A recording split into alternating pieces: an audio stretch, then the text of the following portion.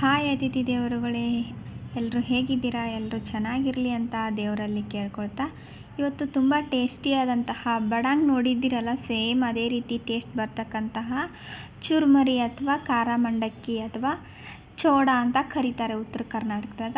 ಅದನ್ನು ಮಾಡೋದು ತುಂಬ ಸಿಂಪಲ್ಲಾಗಿ ತೋರಿಸ್ಕೊಡ್ತೀನಿ. ಯಾರು ಕೂಡ ಸ್ಕಿಪ್ ಮಾಡದೆ ಕೊನೆವರೆಗೂ ನೋಡಿದರೆ ಸ್ಟೆಪ್ ಟು ಸ್ಟೆಪ್ ನಿಮ್ಗೆ ಗೊತ್ತಾಗುತ್ತಾ.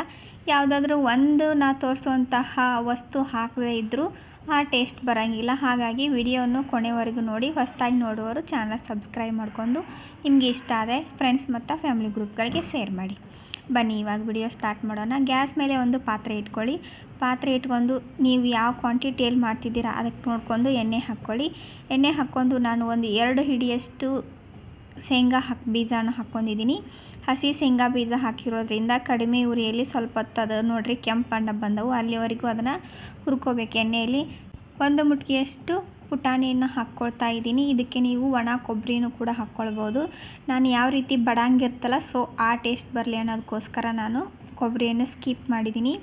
ಇವಾಗ ಕುಟ್ಟಿಟ್ಕೊಂಡಂತಹ ಬೆಳ್ಳುಳ್ಳಿಯನ್ನು ಹಾಕ್ಕೊಂಡಿದ್ದೀನಿ. ಇದೇ ಟೈಮಲ್ಲಿ ನೀವು ಬೆಳ್ಳುಳ್ಳಿಯನ್ನು ಹಾಕ್ಕೋಬೇಕು. ನಂತರ ಕರಿಬೇವಿನ ಸೊಪ್ಪನ್ನು ಹಾಕಿ ಗ್ಯಾಸನ್ನು ಆಫ್ ಮಾಡಿಬಿಡ್ಬೇಕು. ನಾವು ಆಮೇಲೆ ಸ್ಪೈಸಸನ್ನು ಹಾಕ್ತೀವಲ್ಲ ಆವಾಗ ಗ್ಯಾಸ್ ಆನ್ ಇರಬಾರ್ದು, ಯಾಕಂದರೆ ಎಲ್ಲ ಹೊತ್ತಿ ಹೋಗಿಬಿಡ್ತಾವೆ.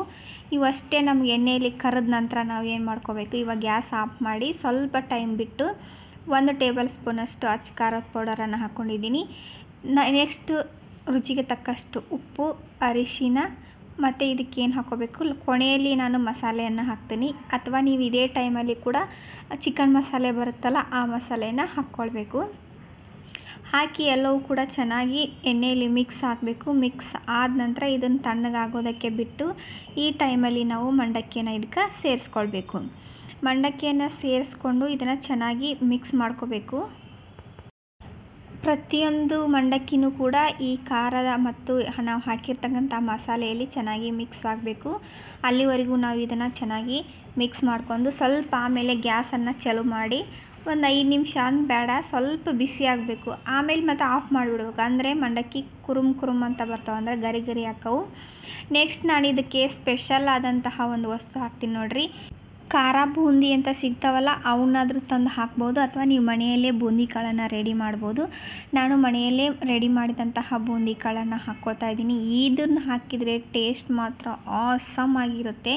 ನೀವು ಯಾವತ್ತೂ ಕೂಡ ಈ ಥರ ಚೋಡ ತಿಂದಿರಲ್ಲ, ಒಮ್ಮೆ ಟ್ರೈ ಮಾಡಿ. ನೆಕ್ಸ್ಟ್ ನಾನು ಮೇಲ್ಗಡೆ ಸ್ವಲ್ಪ ಹೇಳಿದ್ನಲ್ಲ ಮಸಾಲೆಯನ್ನು, ಚಿಕನ್ ಮಸಾಲೆನ ಈ ಟೈಮಲ್ಲಿ ಹಾಕ್ಕೊಂಡಿದ್ದೀನಿ. ನೀವು ಮೊದಲೇ ಕೂಡ ಹಾಕ್ಕೋಬೋದು ಅಥವಾ ಕೊನೆಯಲ್ಲಿ ಹಾಕ್ಕೋಬೋದು. ಹಾಕಿ ಚೆನ್ನಾಗಿ ಮಿಕ್ಸ್ ಮಾಡ್ಕೊಂಡು ಫೈನಲ್ಲಾಗಿ ಇದಕ್ಕೆ ಏನಪ್ಪ ಅಂದರೆ ಸಕ್ಕರೆ ಪೌಡರನ್ನು ಹಾಕ್ಕೊಳ್ಬೇಕು. ಬರೀ ಸಕ್ಕರೆ ಹಾಕ್ಕೊಳ್ಬೇಡಿ, ಸಕ್ಕರೆ ಪೌಡರ್ ಹಾಕ್ಕೋಬೇಕು. ಅಂದರೆ ಅದು ಉಪ್ಪು ಖಾರ ಎಲ್ಲವೂ ಕೂಡ ತುಂಬ ಟೇಸ್ಟಾಗಿ ನಾವು ಬಡಂಗ್ ಯಾವ ರೀತಿ ಟೇಸ್ಟ್ ಬರುತ್ತಾ ಸೇಮ್ ಪರ್ಫೆಕ್ಟ್ ಟೇಸ್ಟ್ ಬರುತ್ತೆ. ನೀವು ಕೂಡ ಇದೇ ರೀತಿ ಒಮ್ಮೆ ಟ್ರೈ ಮಾಡಿರಿ. ಎಲ್ಲರೂ ಕೂಡ ನಿಮಗೆ ಎಲ್ಲಿಂದ ತೊಗೊಂಡು ಬಂದಿರಿ ಮಂಡಕ್ಕಿನ ಅಂತ ಕೇಳೋದಂತೂ ಗ್ಯಾರಂಟಿ. ಇದೇ ಮೆಥಡಲ್ಲಿ ನೀವು ಟ್ರೈ ಮಾಡಿ ಹೇಗೆ ಬಂತು ಅಂತ ತಿಳಿಸಿ. ಫಂಕ್ಷನ್ಗಳಿಗಂತೂ ಸೂಪರ್ ಟೇಸ್ಟಿಯಾಗಿರುತ್ತೆ. ಹೊಸ ವಿಡಿಯೋದೊಂದಿಗೆ ಸಿಗ್ತೀನಿ. Thank you.